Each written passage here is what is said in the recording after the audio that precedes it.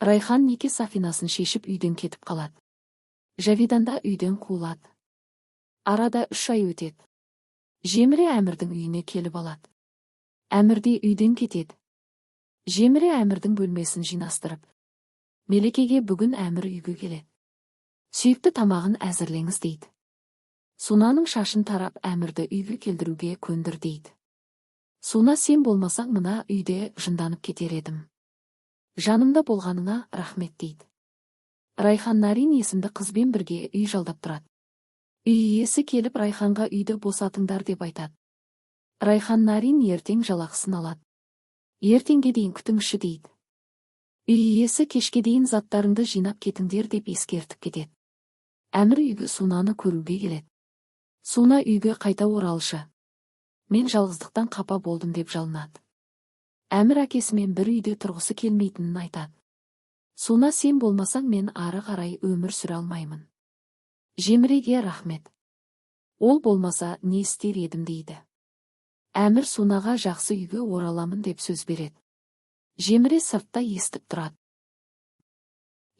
Әмірге Сунаның жағдайы нашарлап барады. Дұрыс тамақта ішпейді. Кешке келесің ба? Бөлмең дайын тұр дейді. Әмір ертең келемін дейді. Сырттан әкесін көріп амандаспай кетіп қалады. Кемал Әмірге жетер қашанғы осылай жүрмексің? Не компанияға келмейсің? Есіңді жиі. Райханды ұмыта алмай жүрсең. Міне мекен-жайы деп Райханның мекен-жайы жазылған қағазды береді. Нарин жұмыстан келеді. Райханға универге түстің құтты болсын деп емтихан нәтижесін көрсетеді. Райхан оқуға түскеніне сене алмай қуанады. Үй иесі жігіттермен келіп тез үйді босатыңдар деп айқайлайды. Нарин үй иесімен біраз сөзге келеді. Бір күтсеңіздер болмады ма? Ертең төлейтін едік. Түнде біз енді қайда барамыз? Бала бар. Түсіністік көрсетсеңіздер болмайды ма деп сөйлейді. Үй иесі заттарды сыртқа шығарып тастайды. Жеміре Әмірге Суна сені күтіп отыр деп айтады. Әмір, шаруаларым бар. Ертең бірақ барамын дейді. Райхан қыздардармен үйсіз қалады. Жүктердің арасынан газет тауып алады. Әмір Тархун түнгі өмірге қайта оралды деп жазылған мақаланы көзі шалып қалады. Нарин Райханға, сен оны әлі ұмыта алмай жүрсің ба? Ол түнгі клубтарда көңіл көтеріп жүреді екен. Ал сен болсаң қайғырып отыру керек екенсің. Тасташа, ол сенің қинағаныңа тұрмайды да. Ертең жалақымды аламын. Сендермен келгенше жаңа үйге көше беріңдер дейді. Таңертең Нарин жұмысқа кетеді. Райхан мен Зейнеп заттарын жинап жүк көлігіне тиейді. Әмір Райхан тұрып жатқан үйге келеді. Ішке кіреді. Үйде ешкім жоқ. Көшіп кеткенін түсінеді. Ең алғаш Райханды көргенде берген өзінің орамалын көріп алып кетеді.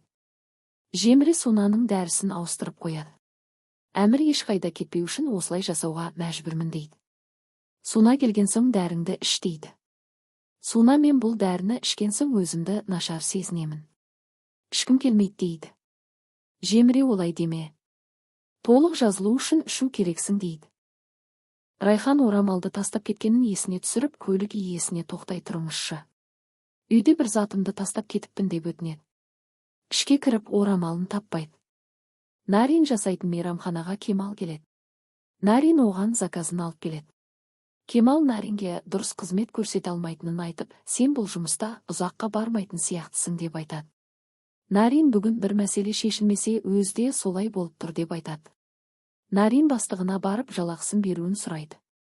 Бастығы ертеңге дейін күт дейді. Нарин, күте алмаймын. Бізді үйден қуып шықты. Далада қалдық. Жаңа үйге көшу үшін бүгін пәтер ақыны беруіміз керек дейді. Бастығы әзірше мынаны ал деп азғантай ақша береді. Нарин, бұл неге жетеді? Маған толық 1 айлық жалақымды беріңіз деп айқайлайды. Бастығы, айқайлама. Сенің бұл елде заңсыз жүргеніңді полицияға айтсам бірден депорт жасайды дейді. Нарин конверттегі ақшаны алып қашып кетеді. Бастығы, ұстаңдар, ұры деп айқайлайды. Кемал дереу Нариннің артынан шығады. Нарин Кемалдың машинасына соғылып қалады. Кемал Наринді ұстап алады. Нарин, жібер мені деп айқайлайды. Кемал, ауруханаға барайық дейді. Нарин, маған баруға болмайды. Баратын болса мені өз еліме қайтарып жібереді. Маған Әзірбайжанға оралуға болмайды. Мені өлтіреді дейді. Кемал өмір бойы енді осылай қашып жүрмексің ба? Мен адвокатпын. Сен ақша ұрладың дейді. Нарин, ол менің жалақым. Ұрлық емес. Бастық жалақымды кешіктірді.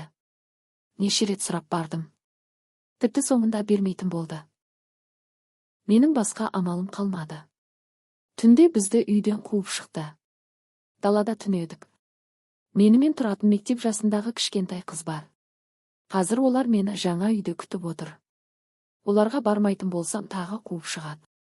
Мені жібер, кетуім керек деп жалынады. Кемал, мен құқық бұзушылықты көріп көз жұма салмаймын. Менімен бөлімшеге барасың. Сол жерде бұл мәселені шешеміз дейді. Нарин, есің дұрыс па? Мен бағанан бері не айтып тұрмын? Маған депорт жасайды. Елден шығарып жібереді деп бармаймын деп қарсылық көрсетеді. Кемал Наринді учаскеге алып келеді. Комиссар Наринге, сіз бұл елде заңсыз жүрсіз. Әзірбайжанға қайтарыласыз дейді. Нарин, мен ол жаққа барсам мені бірден өлтіреді. Өтінемін, мені қайтармаңыздар деп жалынады. Комиссар, мен ештеме жасай алмаймын дейді. Нарин, сонда сіздерге адам өлімі бәрібір ма? Сіздердің жұмыстарыңыз адам өмірін қорғау емес па? Сонда мені өлімге жіберіп қарап отырасыздар ма деп айқайлайды. Комиссар, заң солай. Заңға қарсы келе алмаймыз. Сізге көмектесемін дер қызметімнен кеткім келмейді. Бұл елде қалудың бір ғана жолы бар. Ол осы ел азаматына тұрмысқа шығу. Кемал мырза, мына қызды дереу Әзірбайжанға қайтаруымыз керек. Мен құжаттарды дайындайын деп комиссар орнынан тұрып кетеді. Нарин Райханға қоңырау соғып, мені күтпеңдер. Мені ұстап алды. Әзірбайжанға қайтармақ деп телефонды қоя салады. Комиссардың айтқанын есіне алып Кемалға, маған үйленіңіз деп айтады. Кемал не айтарын білмей тұрып қалады. Кемал, есің дұрыс па? Осындай ақымақ ұсынысқа келіседі деп тұрсың ба дейді. Нарин, иә, сен маған үйлену керексің дейді. Кемал, мен көмектесе алмаймын деп кетейін деп орнынан тұрып кетеді. Нарин, тоқта. Сен ешқайда бармайсың. Бұл жерге алып келген сен. Енді бұл тығырықтан шығарасың дейді. Кемал, заңсыз жүрген сен емес па? Енді бәрі менің кінәм ба? Менің бұл іске еш қатысым жоқ дейді. Нарин, егер маған көмектеспей кететін болсаң, қатты өкінетін боласың деп айқайлайды. Кемал кетіп қалады. Комиссар бірер минуттан кейін Кемалдың артынан жүгіріп келеді. Тоқтай тұрыңыз, сіздің үстіңізге шағым түсті дейді. Нарин, Кемал мені машинамен соғып кетті деп шағым түсіреді. Екеуін камераға қамап қояды. Кемал, мен сені әдейі соққан жоқпын. Сен өзің жолды кесіп өтпек болып жүгірдің дейді. Нарин ешқандай жігіт өзінің жасағанын мойындамайды. Жасайтынын жасап алып, ал мен не істедім деп шығады. Барлық кезде солай дейді. Кемал Наринге қарайды.